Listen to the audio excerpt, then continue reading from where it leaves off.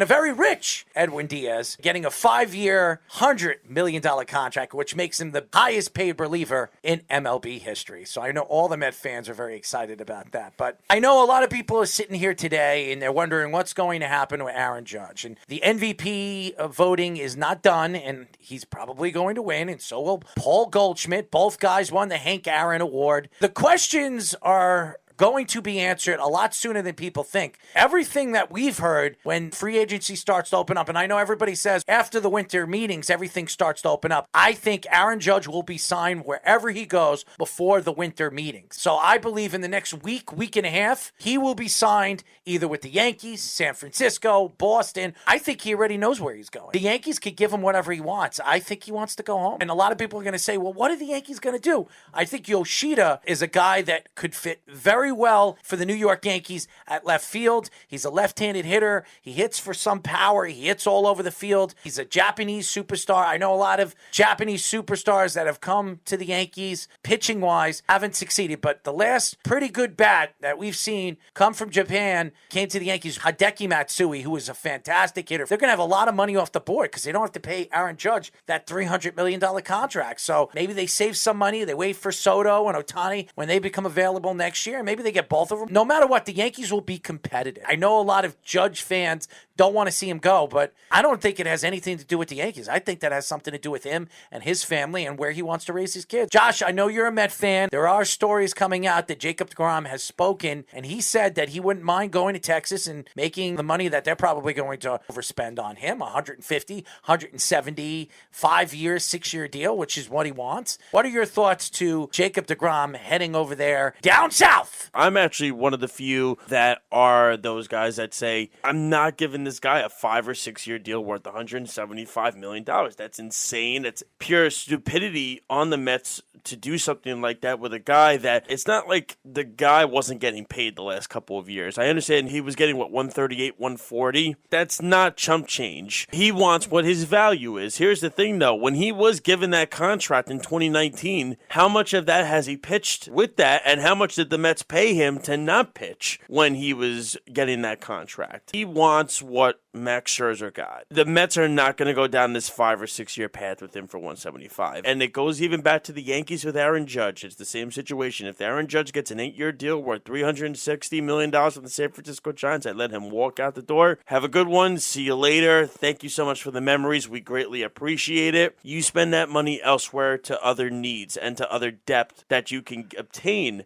Now, is there a lot in free agency for the Mets to get in the starting pitching market? No, there's not. I mean, you have Carlos Rodon, who's had his own injury concerns in the past. Maybe there's some trade candidates that could be out there. I know I've heard Milwaukee is going to maybe try to start rebuilding their team with Corbin Burns and Brendan Woodruff maybe possibly being available. I've heard possibly Shane Bieber could be picked at the right price. I mean, we know the Mets have a good relationship with the Guardians with the Francisco Lindor trade, and it worked out for both teams. The Mets have other holes. They have other needs they need to fix. If I give my money all to Jacob deGrom, it's going to be very difficult for this front office. I don't care how much money Steve Cohen has. There's always a tipping point to it. There's always a budget to where we need to end it. That's going to have to be the decision that the New York Mets are going to have to make. Is it going to be a tough, excruciating decision to see him go? 100%. I don't see the Atlanta Braves giving him a 5 or 6 year deal worth 170. The Texas Rangers will do it. Chris Young has already said, the GM of the Rangers has already said that we're going to be focusing on starting pitching. The Mets could take that 170. They could go out and get a starting pitcher or two. They could go out and get bullpen help. They could get an outfielder. They could do other things. If I give my money to Jacob deGrom and I'm putting all my money into deGrom and Scherzer, that's going to be very tough to build around because that's a lot of money you're investing in these guys, and I can't invest a 5-year deal in Jacob deGrom when he hasn't been healthy at all. And even when he came back this year, he was great when he first came back, but then struggled down the stretch. You saw it. I'll bring up Aaron Judge. Aaron Judge has really struggled in the postseason. The guy struck out 17 times this past year. He had an amazing, unbelievable, great season. The thing that was really peculiar was the booing during the playoffs, and Yankee fans were upset, but they booed this guy, and I never believe in booing players. Booing doesn't help anything. To boo a guy that had a historically great baseball season, one of the best of all time, and then to boo him when he's struggling,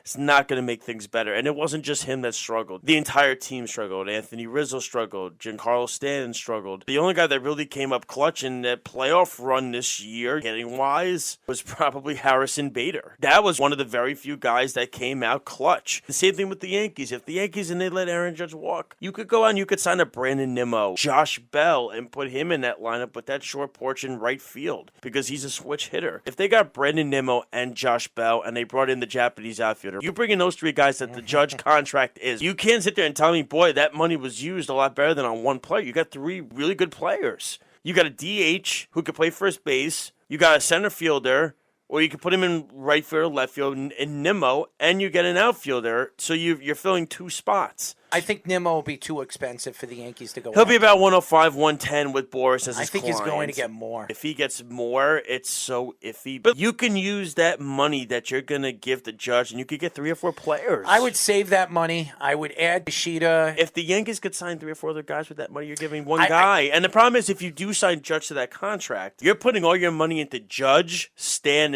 and Cole. How are you building with those 3 ginormous contracts of $330+ million in those 3 guys? It's impossible. You can't. I'm worried to give Jacob deGrom that contract because then I got to give Lindor that deal, deGrom getting his deal. After that, everybody else is off the books. Scherzer's off the books, Escobar, Canna. You have to be particular with what you're doing with that money. I know there's no salary cap in baseball. There's a luxury tax. And the thing of it is, people get hit with these taxes with the draft you're seeing it. Apparently, if the Mets sign somebody with a qualifying offer, they lose their 2nd and 5th round pick. Major League Baseball is basically saying, yeah, we want it to be competitive, but we don't want it to be too competitive.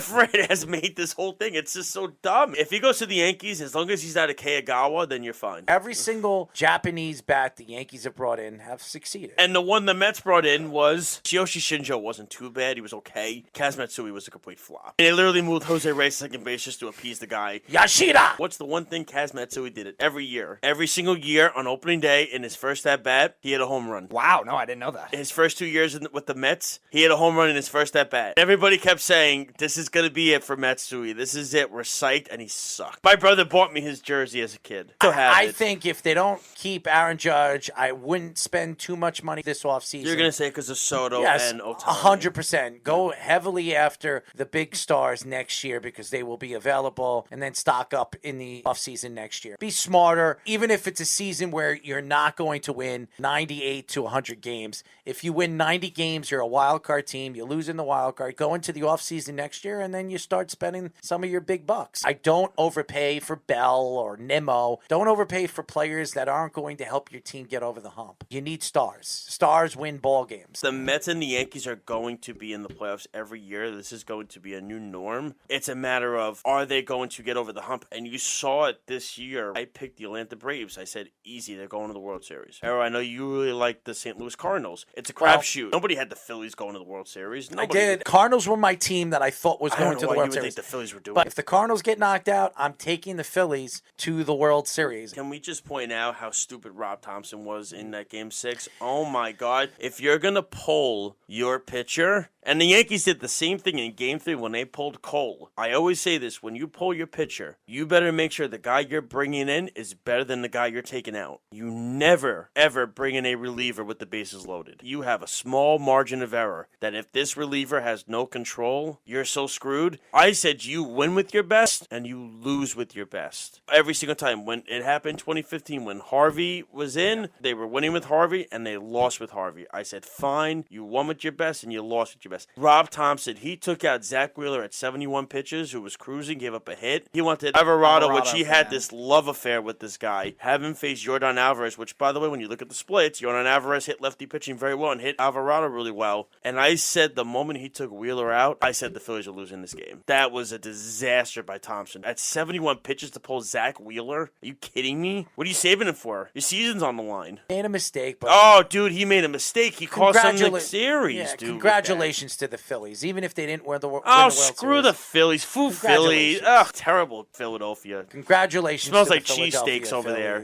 Oh, whatever. I like cheesesteaks. I'll go with I do too, but you could get them anywhere you want now. Yeah. You don't even have to go to Philadelphia. Jersey Mike's, baby. That's it. Jersey Mike's. Let me tell you, I went to Philadelphia a couple years ago with Melissa, and it was so funny. We walked into a 76ers game, and the guy gave us free courtside seat tickets. We had VIP tickets and everything. It was great. For free? For free. We got cheap $20 seats because they were horrible. That was when the trust the process crap was going on. Oh, yeah. And the guy said, hey, you want free tickets? And we were right on the court. I said to Melissa, you won't get these seats at Madison Square Garden, so you might as well take them now.